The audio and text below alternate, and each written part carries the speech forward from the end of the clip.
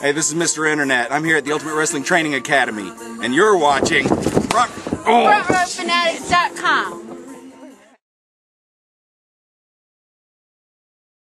Alright, Gulf Coast independent wrestling fans, welcome back to the Front Row Fanatics. And I've been neglectful in my little things.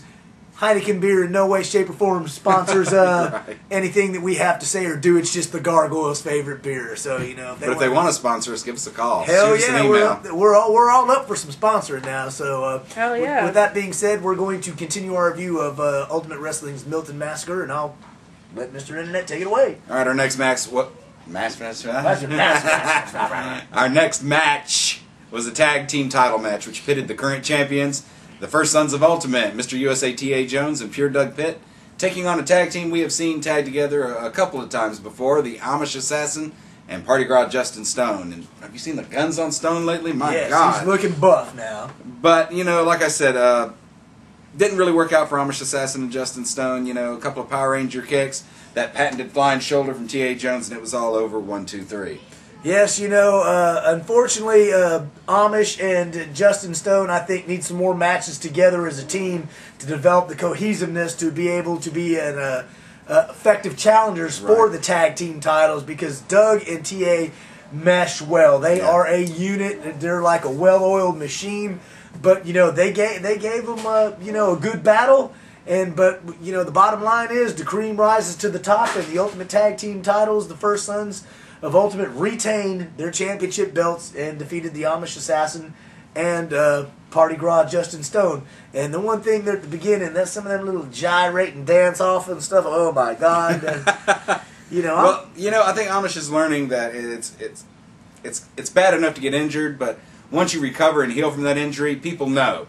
And you know, 90% of the matches Amish Assassin is in now, they go right after that knee. Absolutely. I mean, he's just, you know, he's a tough guy. He's very, he trains hard, and I think he'll be back on top sooner than later, I think. And much to his credit, he's done well in recovering from that injury and pushing forward through and overcoming, you know, that's the seriousness of that knee injury to being productive back in the ring again. Right. So it's nothing experience won't, you know, get some more experience, keep working. You'll get there. Next up, it was a match between two guys that we have not seen wrestle each other. At least I haven't. In Ultimate, they haven't. It was Mr. Electricity, Jerry Reiner, taking on the Master of Devastation, Cameron Frost, one of your favorites here on the Gulf Coast. Actually, two of my favorites, man. Absolutely. You know? Jerry, like I said, I'm a Jerry Reiner mark. Oh, I hear you. And he's a real-life heel, by the way. But in the end... and I still want an Invasion Productions t-shirt.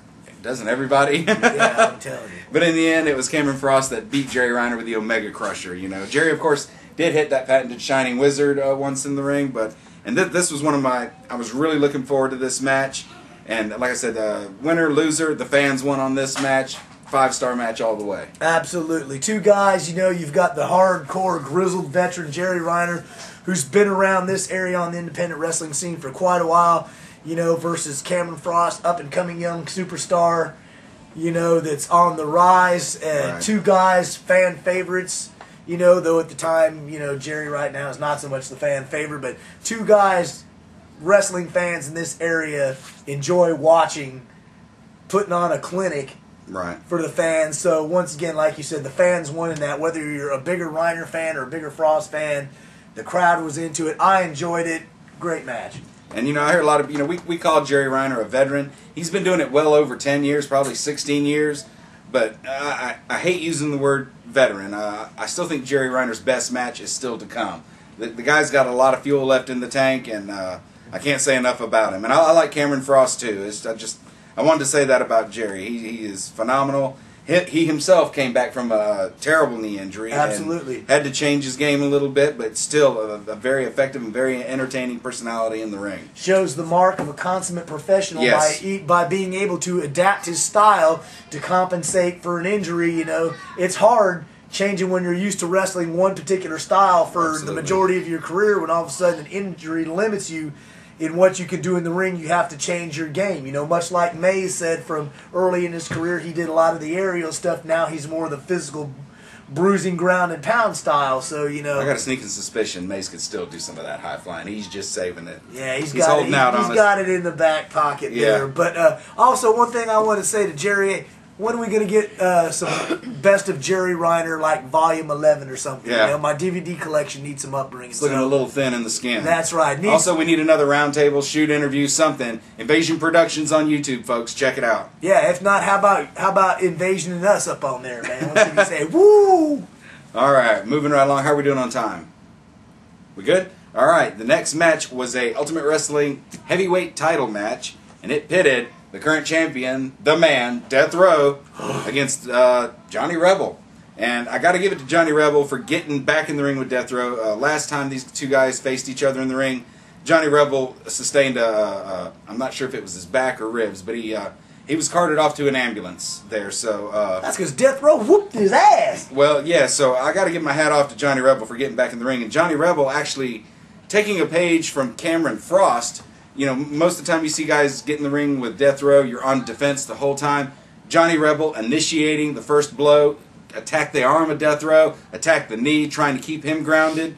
But Death Row was just too damn mean. He came back, hit him with the big boot, 1, 2, 3. Absolutely. Johnny Rebel showed a lot of heart and ability in going right after the monster Death Row. He knew right from the get-go he needed to get on it and get on it fast and do his best if he was going to try and take the Ultimate Wrestling Heavyweight Championship belt away from Death Row. He's a young, strong, physical specimen, up-and-coming star, but, like you said, in the end, Death Row's evil, mean streak was just too much, and when he hit that, oh, God, I still hear that smack of that boot to the face, man. It sends shivers up and down my spine. That put Johnny Rebel out, and he's probably wrapped up in Bobby Doll's bathrobe like now, sucking on his thumb or something. That's right. You had a chance to talk to him a mere seconds before his match. And where did he say the robe was? It was at home in his outhouse. I don't want to hear any more. No, I'm telling you. God knows what goes on in there. But with that being said, we're going to take a brief break here, recoup, get something to drink, have a snack, yabba dabba doo and all that other good stuff. Scooby snacks. Yeah, Scooby snacks. Alexander Page made some delicious Scooby snacks, and I'm hungry. I need something to soak up some beer, so we're going to take a break.